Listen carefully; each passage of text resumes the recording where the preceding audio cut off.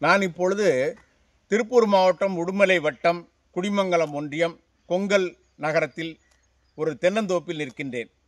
நீண்டகால நண்பர் ஜெயக்குமார் அவருடைய தோட்டம். அவர் அழைத்து கொண்டே இருந்தார், அண்ணா இந்த தோட்டத்திற்கு வாருங்கள், எங்கள் வீட்டில் எங்கள் தோட்டத்தில் 2 நாட்கள் தங்குங்கள் என்று அழைத்து கொண்டே இருந்தார். சரி, இந்த வாரம் எங்கே போவது என்று யோசித்தேன். அவர் நினைவு வந்தது, அலைபேசியில் அழைத்தேன், வர சொன்னார். நேற்று இரவு 11 மணி அளவில் உடுமலை வழியாக தோட்டத்திற்கு வந்து சேர்ந்தேன். இங்கே ஒரு 5 ஏக்கரில் 400 மரங்கள் வைத்திருக்கிறார். பக்கத்திலே அவருடைய சித்தப்பாமார்கள் எல்லாம் வரிசையாக வைத்திருக்கிறார்கள். ஒரு கிணறு 16 ஏக்கருக்கு பாய்கிறது தண்ணி. எப்படி இவ்வளவு தண்ணீர் கிடைக்கிறது என்று கேட்டேன். பரம்பிக்குளம் ஆழியார் காமராஜர் ஆட்சி காலத்திலே அந்த அணை திட்டத்தை செயல்படுத்தியதனால தான் இந்த கொங்கு மண்டலம் தென்னை விளைச்சலில் பெரும் எழுச்சி கண்டது. இன்றைக்கு அந்த தண்ணீர் அதே போல் நல்ல தண்ணீர் கிடைக்கிறது. அடுத்து இன்னொரு பக்கத்திலே இன்னொரு கிணறும் இருக்கின்றது. ஆனால் என்ன சிக்கல் என்றால் வேலைக்கு ஆள் கிடைப்பதில்லை. இப்பொழுது தொழில் 500 ரூபாய் வரை கேட்கின்றார்கள். அந்த 100 நாள் வேலை திட்டத்தில் 300 ரூபாய் வாங்கி கொண்டு போய்விடுகிறார்கள். இப்பொழுது இங்கே வேலைக்கு வர இது எல்லாருக்கும் தெரிந்த ஒன்று தான். இந்த விவசாயத்தை இப்போ இதெல்லாம் காப்பாற்ற வேண்டும். தென்னை இறக்குவதற்கு இப்போ கொஞ்சம் 40 வயது கடந்தவர்கள் தான் இப்பொழுது இந்த தென்னை வேலைக்கு உழவு வேலைக்கு வருகிறார்கள். இளைஞர்கள் எல்லாம் படித்து வேலைக்கு போகிறார்கள். எனவே வட இந்தியாவிலிருந்து வருகிறார்கள். அந்த பிரச்சனை எல்லாம் நம்ம எல்லாருக்குமே தெரிந்த ஒன்று தான்.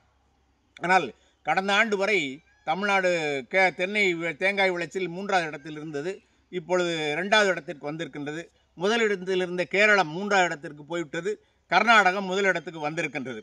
தென்னை நான் தென்னைநார் கழிவு புரட்சி என்று ஒரு கட்டுரை எழுதியிருக்கிறேன்.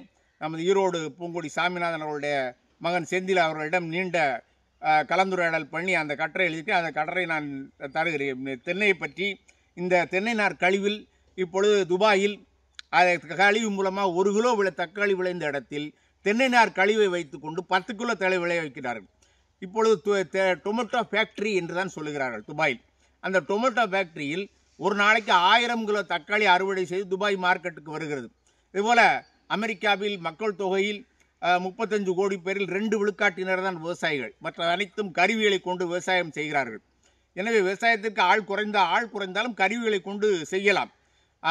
தமிழ்நாடு நான் பார்த்த அளவில் மிகவும் பின்தங்கிய 30-40 வருஷத்துக்கு முன்னால் ரொம்ப பின்தங்கி இருந்தது. இன்றைக்கு எங்கு பார்த்தாலும் தென்னந்தோப்புகள், நெடுஞ்சாலையில் பார்த்தால் ஏராளமான தோப்புகள் புதிதாக உருவாகி இருக்கின்றன. ஒரு தமிழ்நாடு பசுமையாக மாறி வருகிறது. நாம் எல்லோரும் சேர்ந்து மேலும் மேலும் தமிழ்நாட்டை இந்த பசுமையாக்குவோம்.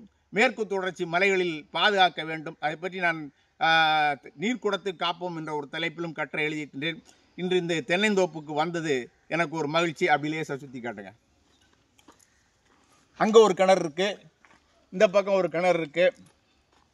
இதுபோல் கொங்கு மண்டல வீடுகளில் நான் 87லிருந்து தங்கியிருக்கிறேன். இப்பொழுது அவருக்கு பண்ணையிலே ஒரு புது வீடும் கட்டியிருக்கிறார்கள். இவர் நண்பர் ஆனந்த் பக்கத்தில் நீங்கள் கோழி பண்ணைகள் வைத்திருக்கிறார். எத்தனை கோழி வச்சுருக்கீங்க? 40,000 கோழிகள் வைத்திருக்கிறார். நம்ம இப்போ இதை பிடிச்சிட்டு இருக்க ஜெயக்குமார் நான் சொல்லி துபாய் எக்ஸ்போ பார்த்துட்டு வந்தார். அடுத்து ஜப்பான் எக்ஸ்போ பார்க்க போகிறார். மகிழ்ச்சி.